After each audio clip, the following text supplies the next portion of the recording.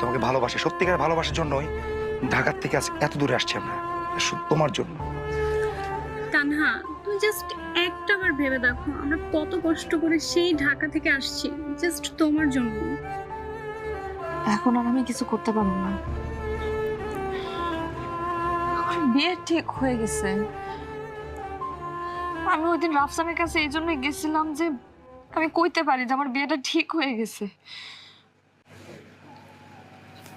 কেমনে কি করবো এখন আমি? আমার বাপরে আমি কষ্ট দিতে পারবো না, তার ইচ্ছার বিরুদ্ধে যে আমি কিছু করতে পারবো না, সম্ভব না।